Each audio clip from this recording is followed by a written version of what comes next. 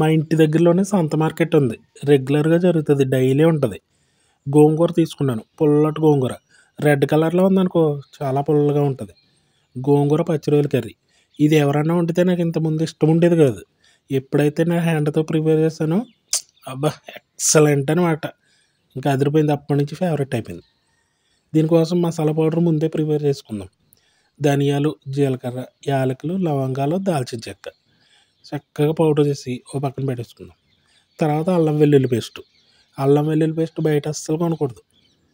మనం ఫ్రెష్‌గా నూరితే మంచి టేస్ట్‌గా ఉంటది మరి. అల్లం చెక్కు తీయకపోయినా పర్లేదు. నీట్‌గా కడిగేసి పేస్ట్ చేసి పక్కన పెట్టేసుకోవాలి. పెద్ద సైజు రొయ్యలు తీసుకున్నాను. టైగర్ ప్రాన్స్ కాదు. రొయ్యల్లోనే పెద్దయి. వీటిని నీట్‌గా క్లీన్ చేసి పైన నారం తీసేసి సాల్ట్ ఏసి శుభ్రంగా కడిగేసి నీసు వాసన రాకుండా పక్కన పెట్టేసుకోవాలి. నాన్ వెజ్ కూరలో ఎప్పుడు కూడా ఆయిల్ ఎక్కువ వేసుకోవాలి. లేకపోతే అసలు టేస్ట్ ఉండవు మరి. తర్వాత గోంగూర శుభ్రం చేసి కడిగేసి నీళ్ళు ఓడేదాకా ఉంచుకుంటే చాలు. తడేమీ ఆరక్కర్లా. ఆయిల్ ఎక్కువ పడుతుంది. ఆయిల్ వేసుకుని ఆయిల్ సెపరేట్ అయ్యేదాకా ఈ గోంగూరను ఉడికించుకోవాలి. ఒక అర కేజీ రొయ్యలు అనుకో ఒక 2 గుప్పిళ్ళు గోంగూర సరిపోతుంది. మరీ పులుపు ఎక్కువైపోతే పళ్ళు పులిసిపోతాయి. 2 రోజుల వరకు ఏం తినలేము. పులుపుని బ్యాలెన్స్ చేయాలంటే ఏం చేయాలో చెప్తాను. ఆయిల్ సెపరేట్ అయిపోయింది కదా, ఇది తీసి పక్కన పెట్టేసుకోవడమే.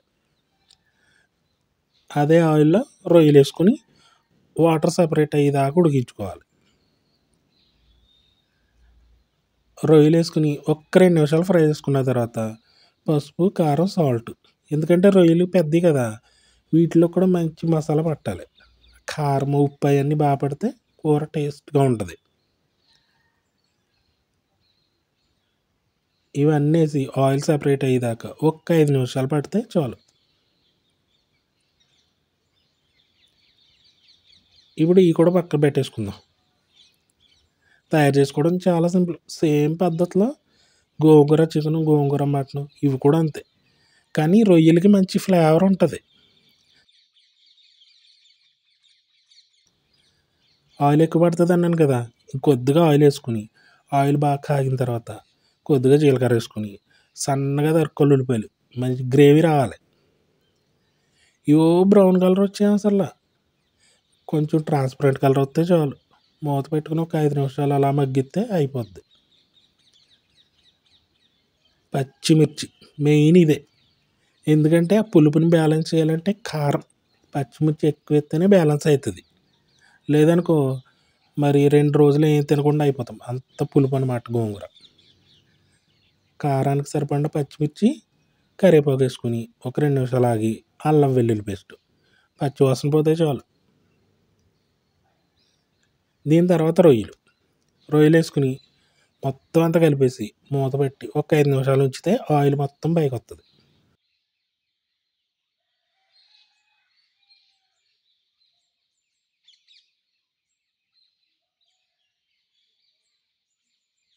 అలా ఆయిల్ పైకి వచ్చిన తర్వాత పసుపు, కారం సరిపడినంత. ఆల్రెడీ పచ్చిమిర్చి ఎక్కువ వేసాం కదా, కారం కూడా సరిపడినంత వేసుకుని సాల్ట్ ఒక్కసారి తిప్పేసి మునిగి దాకేసుకుంటే చాలు వాటర్. మరీ ఎక్కువ అవసరం లేదు. ఎందుకంటే ఆల్రెడీ అన్నీ కుక్ అయిపోయి ఉన్నాయి.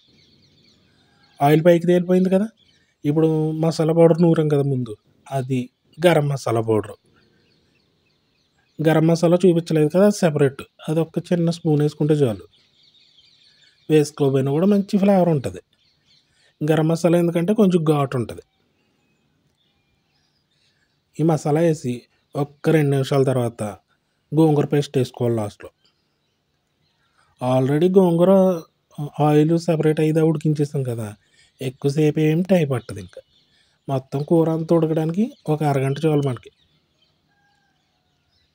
లాస్ట్లో గోంగూర పేస్ట్ ఇవన్నీ వేసి తిప్పేసి ఒక్క 5 నిమిషాలు మూత పెట్టారంటే ఆయిల్ సెపరేట్ అయిపోతుంది, పైకి తేలిపోతుంది మొత్తం. అమ్మో అంత ఆయిల్ అనకండి. ఆయిల్ మొత్తం కలిపెట్టేస్తే ఇంట్లో అందరూ తింటారు కదా, కొద్ది కొద్దిగా సెపరేట్ అయిపోతుంది జనాలకి. మనం ఒక్కలేం తినం కదా, మరి ఎక్కువ ఉంటేనే టేస్ట్ ఉంటుంది. ఆయిల్ లేకుండా ఉంటే చూడండి అసలు బాగోవు నాన్ వెజ్ కర్రీలు. ఇలా ఉండాలి. అయిపోయింది చూసారా, ఇంకా కొత్తిమీర ఏం వేసుకోవసరం. గోంగూర ఫ్లేవర్ అద్దరిపోద్ది. రొయ్యలు మాత్రం ఎక్సలెంట్ ఫ్లేవర్ ఉంటుంది. ఆహా! వేడి వేడి అన్నంలో ఇంతకీ కర్రీ వేడి వేడిగా తిన్నా బాగానే ఉంటుంది, మల్లాడి తిన్నా బాగానే ఉంటుంది. నాన్ వెజ్ కర్రీలు ఎప్పుడు కూడా మల్లాడి తింటే ఇంకా టేస్ట్ ఉంటాయి. అంటే మసాలా బాగా పడుతుందనమాట. అన్నంలో కలిపి తింటే ఉంది ఆహా! అందుకే మంచి ఫేవరెట్ అయిపోయింది ఇది నాకు. ఇంకా బోలెడన్ని వీడియోలు అప్లోడ్ చేస్తాను. మీకు నచ్చింది కదా! ఛానల్‌కి సపోర్ట్ ఇవ్వండి. సబ్స్క్రైబ్ చేసుకోండి. బెల్ బటన్ నొక్కేయండి. లైక్ చేయండి, షేర్ చేయండి.